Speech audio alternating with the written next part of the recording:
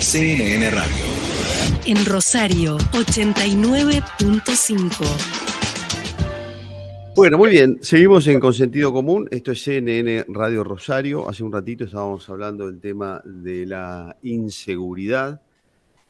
Y bueno, pero nos preguntábamos si estábamos yendo un poco al fondo de la cuestión o seguíamos comentando y siendo comentaristas y describiendo las cosas que pasan, pero sin buscar una solución de fondo. Yo les hablé que la solución de fondo pasa por conocer bien quién está de qué lado de la vereda, ¿no? Quién está del lado de los buenos, quién está del lado de los malos. En ese análisis cayó entonces la política, porque tenemos una denuncia concreta de fiscales que están diciendo que hay un senador que está involucrado en cosas que como mínimo debiera explicar, y eso no está sucediendo, y que la política está defendiendo esa posición de no aclarar, de no explicar, porque nos encontramos con una situación: o el senador y parte de la política está involucrado en cosas raras, o los que están involucrados en cosas raras son los fiscales, como dice el senador, si es inocente absolutamente y esto es todo armado. En cualquier caso, es una mala noticia para los santafesinos, y todos estamos tratando de descubrir bien cómo es la cosa, porque mientras tanto siguen las balaceras, siguen los muertos, siguen las extorsiones, siguen las amenazas. Le conté el caso de esta persona que quiso hacer una entrega programada y se filtró la información y lo volvieron a balear. ¿De quién está del lado de los buenos y quién está del lado de los malos? En este punto es donde decíamos, y habiendo reconocido que el senador Enrico tuvo una buena actitud de ir, presentarse, ponerse a disposición, decir que no va a apelar a los fueros santafesinos, por llamarle de alguna forma, si le piden explicaciones, pero por un lado eso, pero por otro lado, ha presentado ya en más de una oportunidad, y lo hizo este fin de semana, un tuit en donde de alguna manera amenaza a una jueza, a un juez, en definitiva, que está a punto de sacar, que tiene que sacar un fallo, y lo está haciendo una advertencia. Ojo que si no fallás como a mí me parece, te llevo al tribunal de enjuiciamiento por notoria parcialidad. Yo no sé si esto está bien o está mal. Vamos a tratar de hablar ahora con el doctor Daniel Herbeta, que es ministro, es miembro de la Corte Suprema de Justicia de la provincia de Santa Fe, para ver un poquito sobre este caso en particular. La Federación de Magistrados ha sacado una posición sobre esto, también en contra, por supuesto, de esta actitud. Vamos a conversar con el doctor Herbeta. ¿Cómo le va, Daniel? Buen día, Marcelo Fernández, mucho gusto. ¿Qué tal, Marcelo? Buen día. Daniel, ¿qué es todo esto? ¿Esto es normal, es habitual? ¿Está bien que un senador le advierta a un juez, en definitiva, del Poder Ejecutivo, que si no falla de una determinada manera lo va a llevar a enjuiciamiento? No. Digamos que esto es totalmente anormal, está totalmente fuera de la norma, digamos. Una suerte de patología institucional de una gravedad inusitada. Lamentablemente uno no llega a tomar cabal dimensión. La sociedad necesita cosas más tangibles, más concretas, tiene problemas graves, en términos económicos, en términos de seguridad, y a veces no llega a visualizar la gravedad de este tipo de cuestiones, pero esto no solo no es común, esto es algo que no debemos naturalizar. Es una afrenta superlativa a el equilibrio institucional, a la división de poderes y en última instancia a la República. Hoy que estamos acostumbrados a hablar de la República, bueno, precisamente no es la mejor forma de honrar la República este tipo de actitudes, de modo que no pueden dejar, no se pueden dejar pasar. Yo mañana voy a plantear este tema en el acuerdo de la Corte. Yo creo que he leído el comunicado de la Asociación de Magistrados, que me parece excelente, pero me parece que ya la cosa pasó una línea, y me da la impresión de que ya esto compromete institucionalmente al Poder Judicial, y la Corte no puede seguir no diciendo nada sobre esta cuestión, porque no es la amenaza directa a un juez para que si no falla de una determinada forma se le va a pedir juicio político, lo cual no pasa en ningún país normal del mundo, sino que esto es una sucesión de hechos.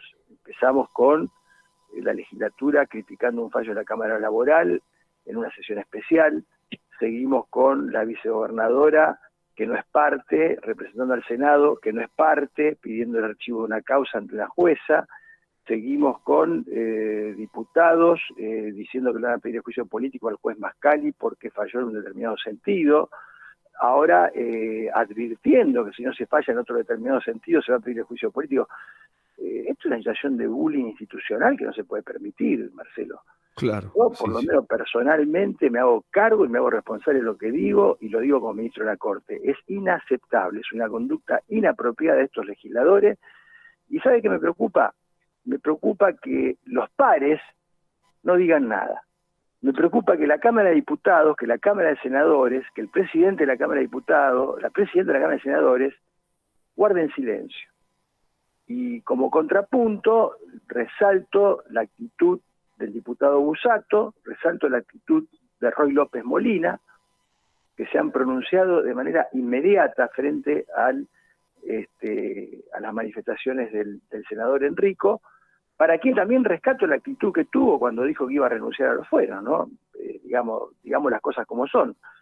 Pero salvo Busato y Roy López Molina, en esta sucesión de hechos yo no he escuchado a otros legisladores. Y los legisladores también tienen responsabilidades. O acá hay un poder del Estado que no tiene absolutamente ninguna responsabilidad.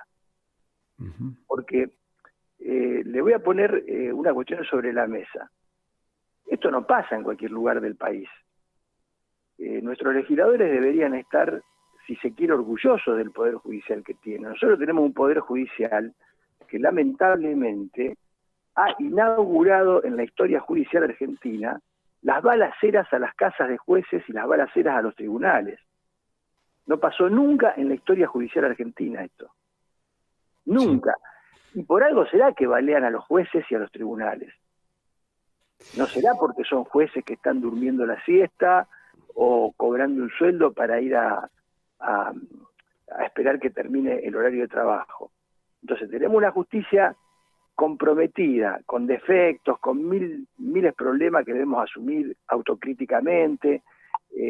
Obviamente que, digamos, con esto no quiero hacer una apología en términos positivos, porque la justicia tiene muchos defectos estructurales y muchos defectos de funcionamiento, pero convengamos que en el contexto nacional, acá hay jueces que han demostrado una absoluta independencia de criterio, lo cual no es poco, y hay fiscales y jueces que han perseguido y encarcelado a integrantes de organizaciones criminales con alto poder, digamos, de intervención en el terreno, e incluso a eslabones económicos de sectores, digamos, más altos, que también han sido o están siendo investigados y están siendo sometidos a proceso penal.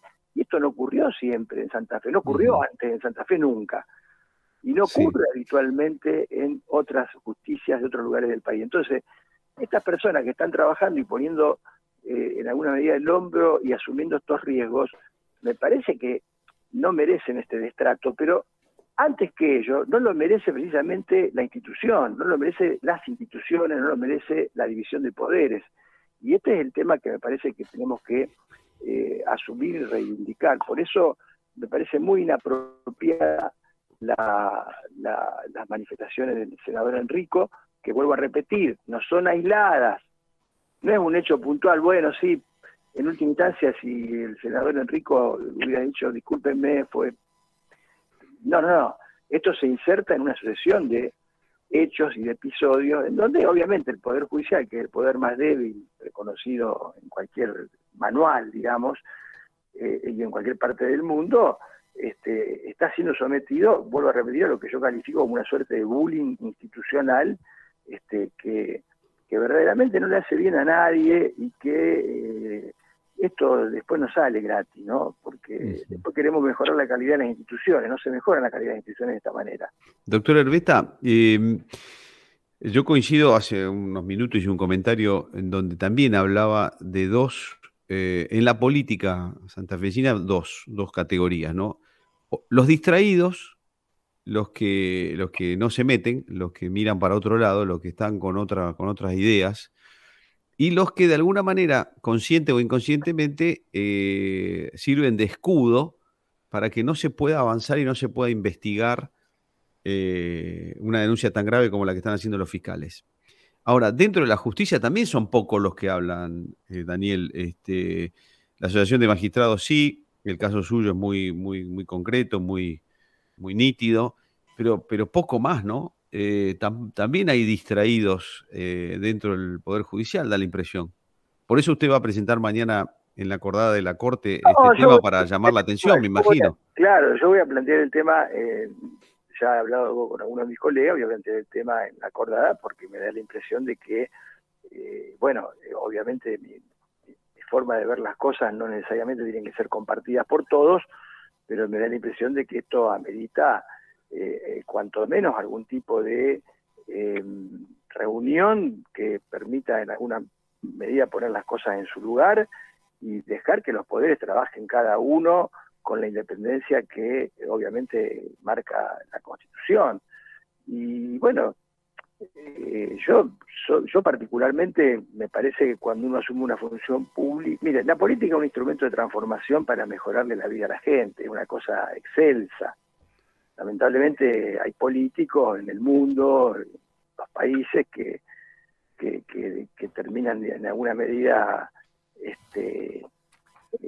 convirtiendo la política en una suerte de término peyorativo, pero la política es una herramienta muy buena. Ahora, para usar esa herramienta se necesita de políticos y se necesita de jueces en la justicia comprometidos, porque para eso está la función pública, para gente que tenga compromiso con que los jueces, los fiscales, los políticos, con los principales valores de lo que es una república y una democracia, y son los valores que están en la Constitución Nacional. Entonces, ese compromiso no admite distraídos.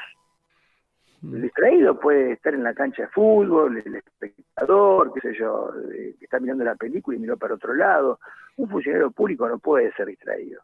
Un funcionario público tiene que estar comprometido y tiene que saber que tiene un especial deber de cumplir con el deber. Entonces, en estas cuestiones me parece que no hay lugar, digamos, para los que no se saben bien de qué cuadros son. Claro.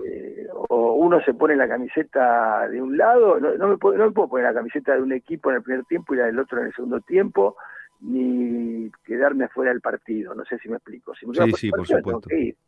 ¿Para qué voy a estar en el lugar que estoy? Si no tiene sentido, pero bueno, es una concepción, son concepciones que existen en todos los poderes sobre precisamente el poder, sobre la responsabilidad, sobre los compromisos, etcétera. Ese es mi punto de vista, por eso yo lo voy a plantear. Pero acá hay un montón de patologías. Mire, hay cosas que son llamativas. Leía en el diario El Litoral, un periodista, ¿no? Después hice comentario a un gran periodista que tiene el diario El Litoral, hice un comentario porque me llamó la atención, porque son cuestiones conceptuales.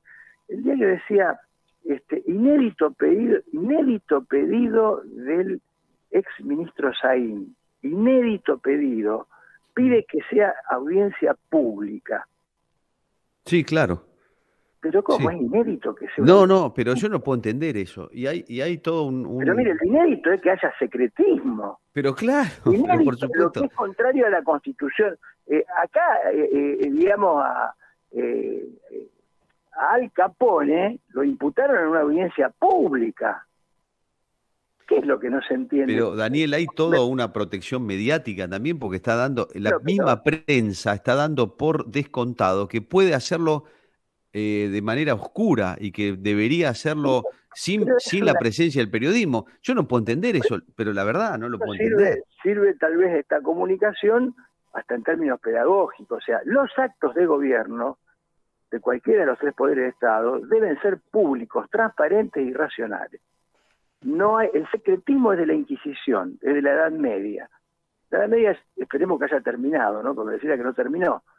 Pero esto hay que asumirlo claramente. ¿Cómo se va a negar una audiencia pública? ¿Cuál sería? Además, el periodista que lo planteaba como inédito tenía toda la información del caso.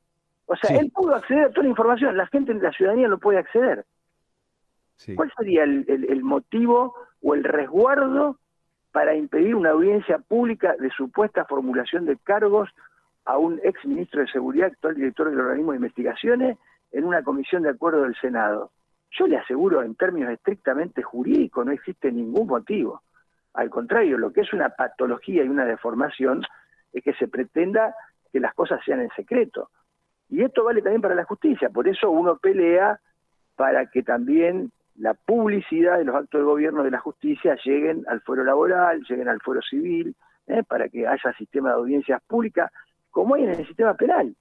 Nosotros hemos tenido casos muy graves, no voy a hacer nombre propio, pero usted se imaginará, esa gente fue imputada en audiencia pública. Si usted iba a la audiencia, la podía presenciar sin ningún inconveniente. Sí. Entonces, me da la impresión de que estamos caminando por una cornisa en donde ya hasta no solo naturalizamos patologías que son inaceptables, sino que terminamos naturalizando deformaciones precisamente de valores que están claramente en nuestra Constitución nacional y en nuestra Constitución provincial.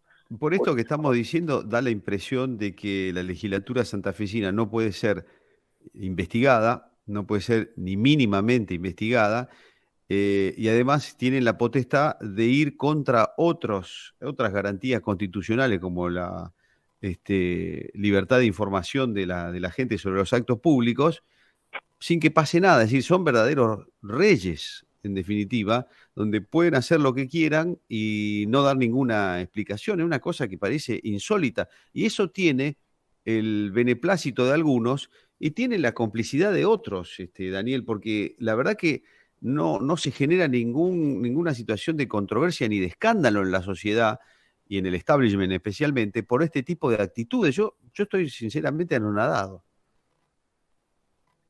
Bueno, yo comparto esa sensación y hay una explicación, obviamente, le vuelvo a repetir, la gente, ninguno de nosotros puede conocer toda la realidad que conocemos es básicamente la que recibimos a través de la información, por eso es tan importante tener para una buena calidad de una democracia, tener una prensa independiente, tanto como una justicia independiente. Son dos, digamos, en la demanda, en el contexto que vivimos en el siglo XXI, ¿no? Esto está estudiado, o sea, los dos grandes desafíos que tenemos por delante si queremos ganar en una democracia de alta calidad es poder tener una prensa independiente y una justicia independiente. Yo hoy veo un poco más difícil tener una prensa independiente que una justicia independiente. Pareciera que es hasta más posible tener una justicia independiente. La prensa tiene un rol hoy decisivo, la prensa, las redes sociales, etcétera, porque nosotros nos construimos, digamos, en alguna medida accedemos a la realidad a través de esa información. Bueno, si esto en la prensa se naturaliza, si esto pasa a ser una noticia de última página en 3 renglones, es obvio que la sociedad va a percibir como prioritario otros problemas que son mucho más tangibles y que son problemas graves, ¿no? Como les decía, los problemas económicos, los problemas de inseguridad, que son problemas graves que también son otra deuda pendiente, digamos, de nuestra democracia, digamos, y de nuestras instituciones. Pero yo creo que debería visualizar también, y a la par de esos problemas, este tipo de cuestiones, porque estas cuestiones, aunque parezcan mentiras, y no es el caso, no podríamos ahora en este momento, tienen directa incidencia precisamente en, por ejemplo, las cuestiones de seguridad. Sí, sí. Entonces, sí. No es que no tienen nada que ver una cosa con la otra. De hecho, si yo quiero tener una justicia independiente, lo primero que tengo que hacer es empezar por respetar el trabajo de los jueces. Daniel, la presentación suya mañana en la Corte, ¿qué sentido va a ir? ¿Cuál va a ser la petición?